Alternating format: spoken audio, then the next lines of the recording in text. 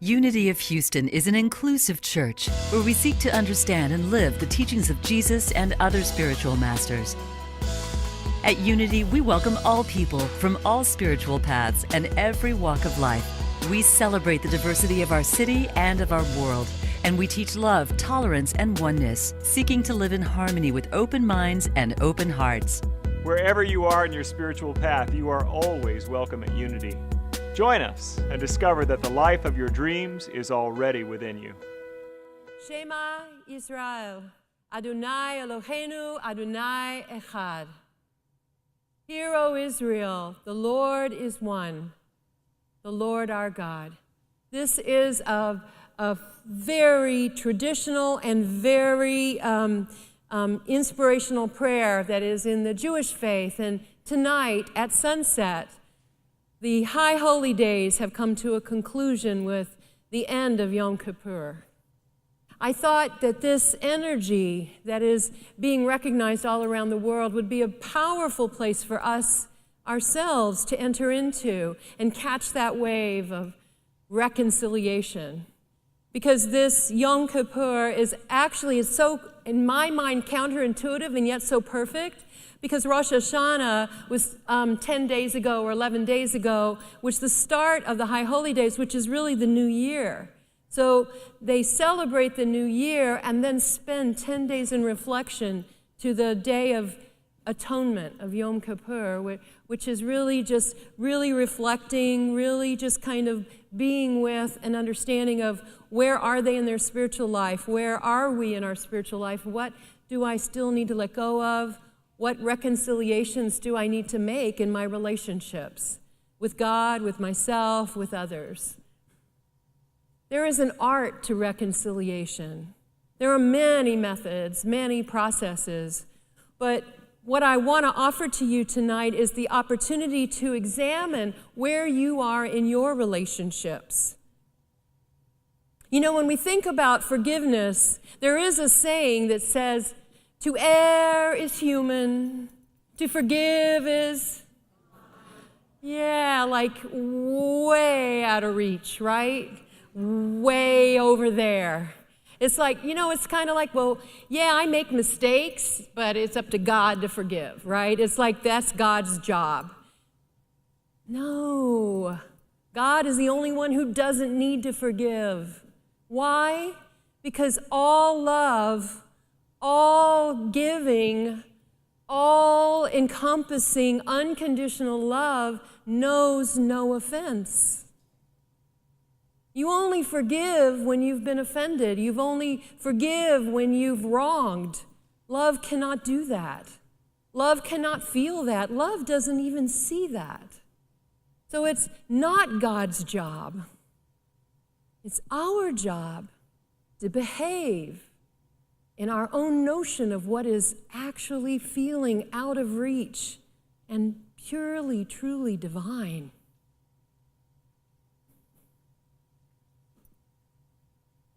Gerald Jampolsky, famous writer of Course in Miracles, wrote this. When we think we've been hurt by someone in the past, we build up defenses to protect ourselves from being hurt in the future. So the fearful past causes a fearful future. And the past and the future become one. And they become our current and constant companion. He didn't say that, I'm saying that, but that's the truth. He does say this, we cannot love when we feel fear. When we release the fearful past and forgive everyone, we will experience total love and oneness with all. Forgive everyone? Like, that's not that divine thing way out there again, is it? Forgive everyone? But here's the thing. Here's the powerful, beautiful thing, is that you get to experience release and bliss and paradise and unconditional love every time you forgive. Even one. Everyone you forgive in the order at the time when you are capable of releasing and letting go, liberation, freedom, Love flows. Your life elevates. You become something more. A little more of your divinity is showing.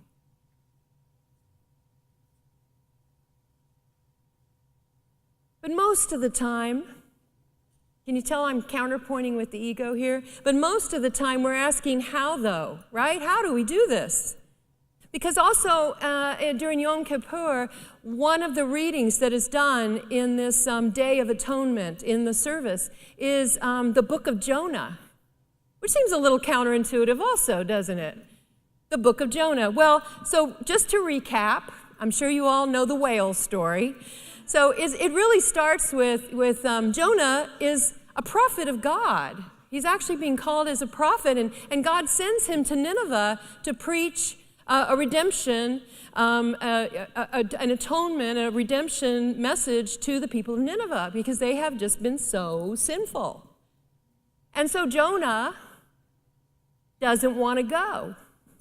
And so he goes the opposite direction. He goes to Tarshish, and he gets onto a boat, and he tries to go as far away as he can get from the opposite direction of what God has sent him to do. And so a big storm comes up, and there's all kinds of danger with the ship. The ship's about to capsize, and what happens is that the people on the ship, the guys on the ship, they know that this is angry God stuff, and they figure somebody has offended God, and they need to find out who it is. And they're going to cast lots and figure out who it is and throw that guy over the edge. Well, Jonah sees what's happening, and his conscience is heavy because he at least has the conscience of a prophet, apparently. And so he owns up, and he throws himself off the ship, and immediately is swallowed by the whale. And so he spends 3 days and 3 nights in the belly of the whale. And while he's in there, what I just told you about the swallowing of the whale, that was just chapter 1 of that book. Chapter 2 is pretty short. He's in the belly of the whale. Nothing's really happening in there. You can imagine that. Nothing's happening except he's praying. You can imagine that. So he's praying, and in answer to his prayer, the whale vomits him out onto the sand. End of chapter 2. Chapter 3 is he gets religion, and he decides to go to Nineveh and do the job he was supposed to do in the first place. And so he does. He preaches, and atonement, and he tries to get everybody to change their ways back to God. Well, remarkably, from the leader, from the king, all the way down to the smallest child in the kingdom, they all go into overt reconciliation, atonement, ashes, giving up everything, fasting, begging, praying for forgiveness, all of that. And God's heart changes, and instead of destroying the people, as Jonah thought he would, or God would, he decides to let them continue on. Now we come to chapter 4, and this is probably the story you probably didn't know about. It's my favorite because I think it's hilarious. So I'm going to read it to you. It says, to Jonah, this forgiveness thing that God just pulled on Nineveh seemed very wrong, and he became angry. He prayed to the Lord this is his prayer.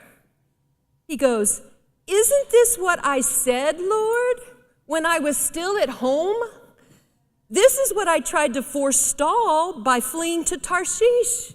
I knew that you are a gracious and compassionate God, slow to anger and abounding in love, a God who relents from sending calamity. Now, Lord, please take my life, for it is better for me to die than to live." In other words, what did I do all that for? I was in the belly of the whale. I was off a ship that almost capsized. I'm far away from my home. I never wanted to leave in the first place. I did all this work for you, as you said, and you're just going to forgive them? That kind of makes my whole life just seem worthless. Isn't that an interesting ego thought? Isn't it? I mean, he's like personifies our crazy ego that cannot see the big picture.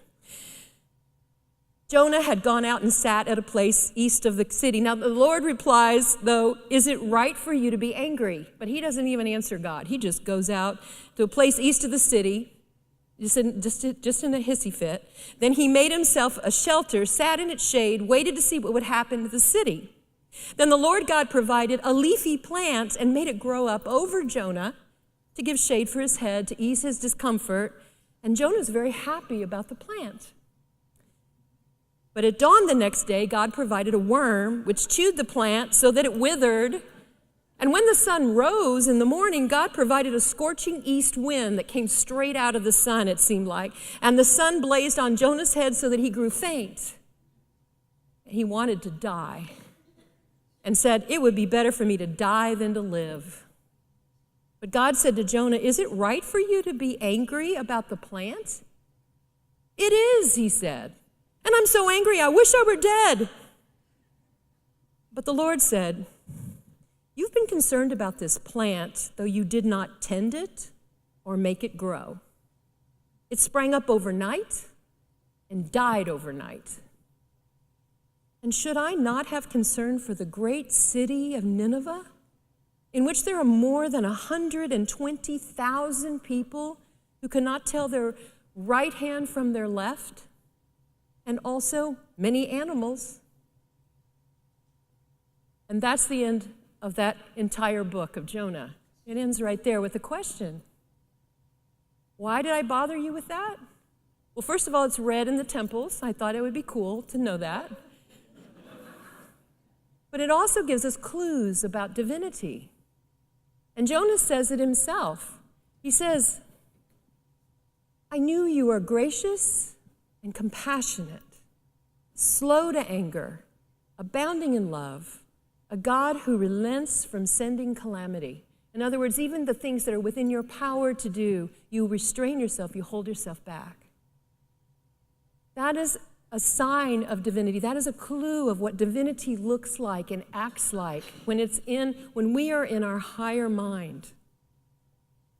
He also mentions here that in knowing that, the compassion that you hear at the very end that says, you are so worried about a little plant that was going to keep your head in the shade that you didn't have anything to do with, and yet I have brought a great city, at least one city, 120,000 people, and animals too,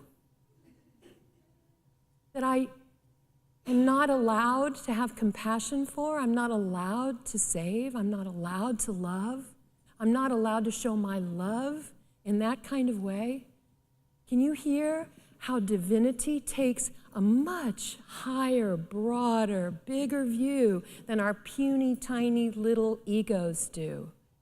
We get so caught up in the little stuff that happens that we carry resentments to our own disservice, to our own detriment. We would do that right up to the last breath we take, and some of us do that. And yet, within us is the capacity to love like that, to see like that, if we only will let ourselves lift a little higher, if only we get perspective, if only we remember what we really are here for, if we only remembered who we really are. As we practice this ability to use the divine power in us to release ourselves and others in the healing flow of forgiveness, this is our great work. And I'll tell you what, get comfortable with forgiveness. It isn't a once or twice in a lifetime thing. It's not just reserved for those really big issues, those really big tough things, something big from your past. It is if you're wise, it is a daily practice. Because forgiveness might be a tangled up word for you, a lot of charge in it. Try the word just let go. If you just practice letting go of the stuff that irritates you, of the noise in your life, of the people who don't bring much good energy in, if you can practice releasing, release yourself. Don't punish yourself. Don't relive the hurts or the mistakes or the wounds. Don't do that to yourself. Practice whatever you can do to start to let it go. Get bigger. Think of the 120,000 and not that one stinking little plant right there. Think instead in bigger, larger, more divine terms. Because now you're speaking to the part of you that has the power. Dr. Martin Luther King said, "We must develop and maintain the capacity to forgive. He who is devoid of the power to forgive is devoid of the power to love." There's some good in the worst of us and some evil in the best of us. When we discover this, we are less prone to hate our enemies or anyone else. Because we begin to see ourselves in relationship that no matter how heinous, no matter how sorry, how bad, how hurtful, how far away, how whatever, we don't have to live with them. We don't have to invite them in. But what we do need to do is stop including them in every waking moment of our lives by cemented with resentment against our hearts. You hear that? We have invited them to live with us on a daily basis if we refuse to find a way to let them go, to put them where they belong, to let them out. Hey, you know someone who's really good at this forgiving stuff in the Bible? Oh, Jesus is the obvious answer. I'm not going for Jesus. Try again. There's other guys in the Bible in case you hadn't read it lately. There's a lot of guys in the Bible. This guy, okay, I'm going to tell you who it is. Joseph. Listen to Joseph. Joseph, with his brothers, I don't know if you remember, Joseph got sold into slavery. Coat of many colors, coat of many colors, isn't that what it is? Yeah. And there was like a musical, in case you saw that.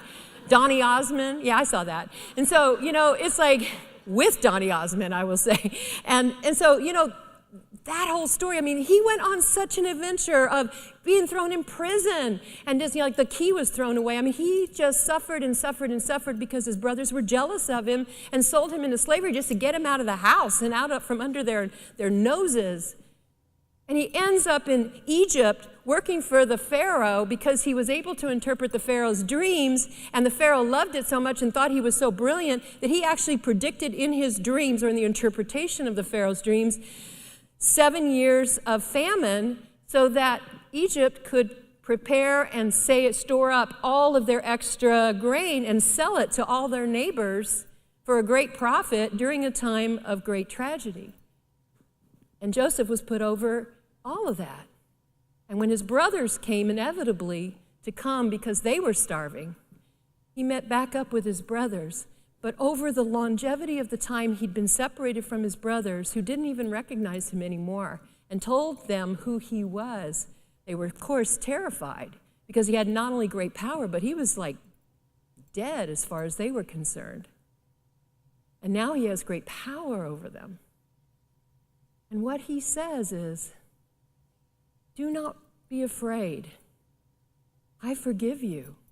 He says basically, what you meant for evil, God meant for good, has put me in this powerful place at just this time, me, the youngest of brothers from a faraway land, to be at the right hand of all of the power, to be able to save not only my family, but my people from starvation. Only a God with that kind of view, with that kind of compassion, with that kind of divinity, that Joseph himself could recognize the largesse of that and find it in his own heart to forgive his brothers of everything, because had they not done what they did, no matter what their motivation, he wouldn't be who he was. Sound familiar? Is it possible that the very thing that you cannot forgive is the very thing that, when you're able to do that, will enable you to recover a part of yourself that wasn't possible except that this terrible thing actually happened to you. That there are some terrible things in your life that you wouldn't wish on anybody. And with enough healing and enough distance and enough life experience, you begin to realize what it has made you into, what you've drawn from it, that you wouldn't trade it for anything. You wouldn't go back and undo it, even if you could. That's forgiveness. That's what the beauty of forgiveness will do. Jacob and Esau, brothers, estranged. Another thing in the Bible, another J name. All the J names, they are all in the lineage of Jesus, I'll tell you that. No, actually, Jean Marie will tell you that sometime in a religion class, so a Bible class. But the whole deal is that they were also estranged for 20 years. And when they came back together, Jacob fully expected Esau, who was a big guy, an angry guy who he had wronged, he had really wronged, he stole his birthright, he had stolen the blessing from his father, which was a huge deal. And when Esau came up to Jacob, Jacob was ready to take his punishment, do whatever. And Esau got off of his horse, ran over to Jacob, and hugged him and kissed him on the neck. We know that Jacob really wasn't ready to be forgiven, didn't know if he was worthy of forgiveness, didn't know what was going to happen. But what we don't know is when exactly Esau's heart changed. But it clearly changed that he could be restored to his brother and weep on his neck in the middle of the desert. It is one of the most beautiful stories in the Bible. Forgiveness. Forgiveness. But what happens if we don't practice using the power? Now we hear from Jesus. Listen to this. This is from Matthew chapter 5. Therefore, if you're offering your gift at the altar and there remember that your brother or sister has something against you, leave your gift there in front of the altar first and go and be reconciled to them. Then come and offer your gift. Don't come to God with a closed-off heart, with a burden, with something where you're not fully present, where you're still stuck in the past. Gerald Jampolsky reminded us. From some hurt, from some wound, from some unforgiveness, unfairness, something. Go and handle that so that you can return to the divinity that you are and open with an open heart and serve the world from an open-hearted place, because honestly, that is the only gift worthy. An unrestrained heart. Zayn Malik says, I didn't finish this. He also said, Jesus, I'm back to Jesus again, settle matters quickly with your adversary who's taking you to court.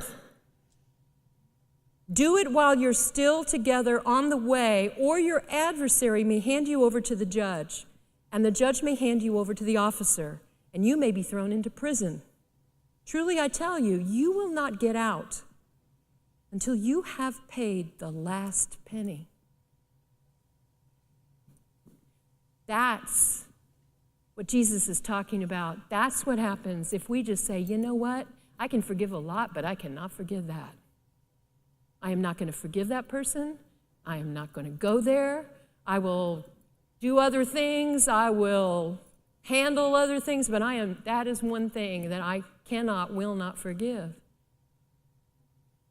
And Jesus says, that's fine if that's your choice, but you will not get out of prison until you have paid the last penny.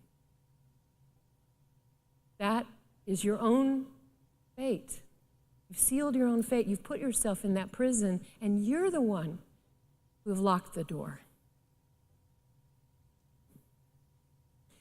Now Zayn Malik, he's a British singer-songwriter who used to be with One Direction, for anybody who cares about that. But he said something, he probably wrote these words as a songwriter. There comes a day when you realize turning the page is the best feeling in the world, because you realize there is so much more to the book than the page you were stuck on. He's 25 years old now. Put that in your pipe and smoke it.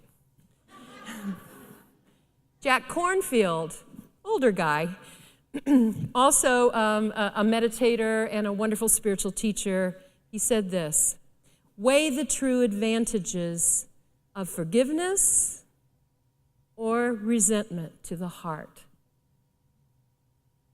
then choose. This is your opportunity, your day of atonement. What do you choose?